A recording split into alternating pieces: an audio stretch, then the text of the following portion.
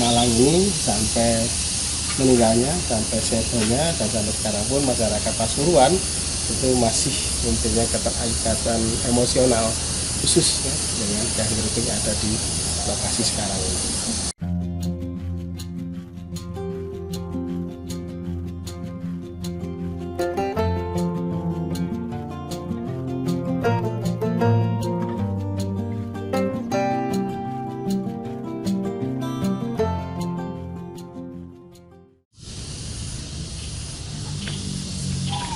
Jumpa lagi dengan saya Nadi Putra. Sekarang saya berada di kompleks pemakaman Ki Ageng Gripik di Kota Malang. Kita akan keliling di sini seperti apa. Ayo kita sama-sama.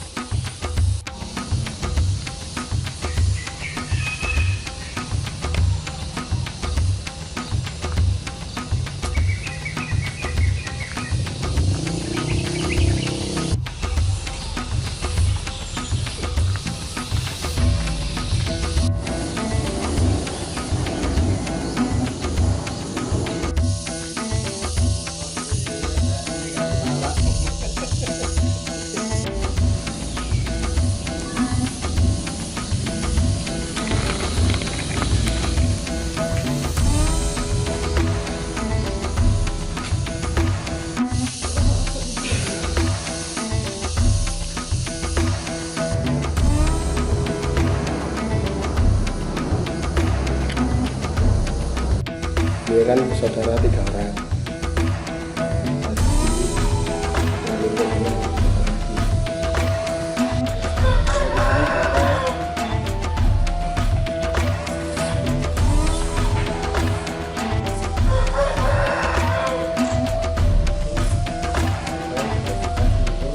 Halo pemirsa, sekarang saya berada di makam suami istri Mbah Ki Ageng Gripik. Seperti apa kita akan lihat sama-sama di dalam.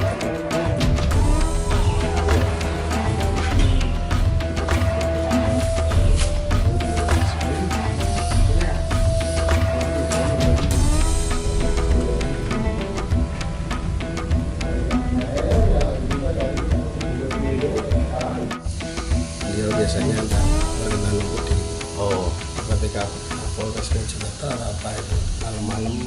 Terima kasih rekan-rekan bahwa kompleks pesantren Ki Ageng Gripik Malang ini tentang bukti bahwa ada banyak jejak tentang peradaban Islam yang ada di kompleks makam Ki Ageng Gripik ini. Jejak peradaban Islam ini meliputi satu bentuk lisan, terus gaya atau model pemakaman yang ciri khas banget pada masa-masa di tahun 1700-1800-an yang sering kita sebut masa-masa yang mirip dengan era-era Mataram Islam seperti itu. Kemudian jejak peradaban Islam yang lain yang mungkin berupa fisik itu adalah pola penataan makam. Itu juga kita bisa lihat dari apa yang sudah tertata di kompleks makam Gripik ini.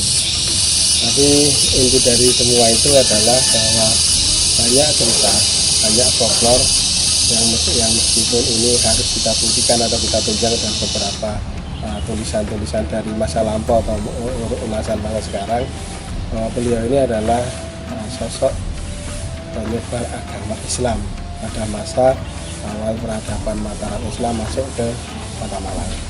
Di sini Malang adalah sebagai Malang Raya, karena pada masa tersebut masih ada sisa-sisa atau peradaban dari masa sebelum Islam.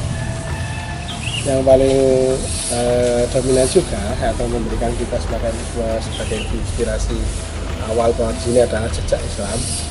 Bupati-bupati Malang yang semuanya ini boleh dikatakan adalah petinggi pada zamannya, semuanya Muslim.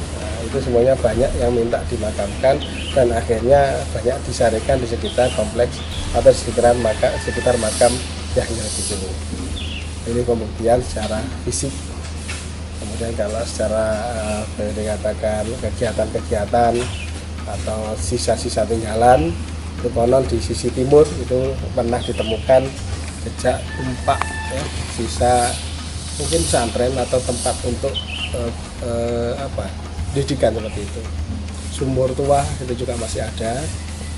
tertutup oleh beberapa bangunan warga, dan ini juga beberapa saksi-saksi yang sudah sepuh itu mengatakan kegiatan ini di lingkungan Grebek ini kental dengan kegiatan mengajar atau kegiatan pendidikan yang syarat nuansa Islam.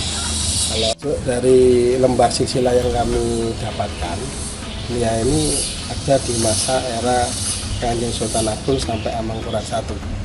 Jadi ada yang mengatakan abad 16-an atau abad 17-an, dimana pada masa tersebut adalah gencarnya ekspansi Mataram Islam ke Monco. Monco itu luar negerinya Mataram Islam saat itu. Termasuk Malang ini adalah Monco Wetan. Meskipun ada beberapa sumber yang mengatakan bahwa Hyang Grebek ini awalnya itu ditugaskan di Pasuruan.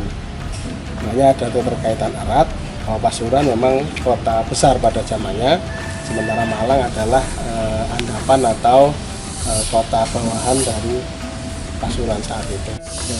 Malang ini sampai meninggalnya, sampai sedonya, dan sampai sekarang pun masyarakat Pasuruan itu masih mempunyai keterikatan emosional khusus ya, dengan Hyang Grebek yang ada di lokasi sekarang ini.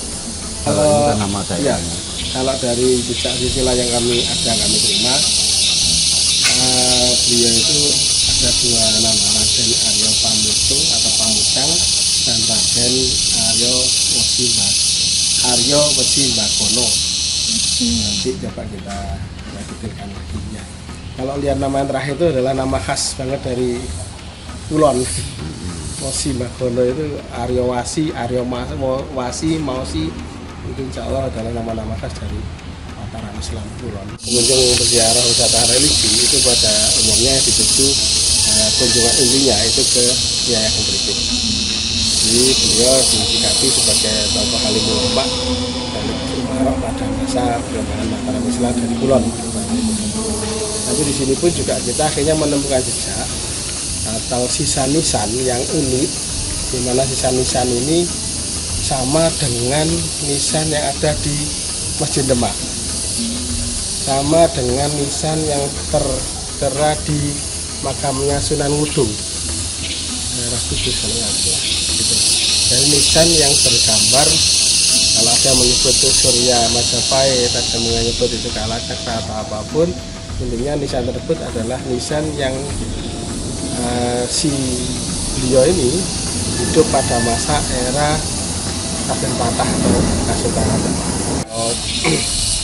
Itu kurang lebih ya, kalau 300-400 ada.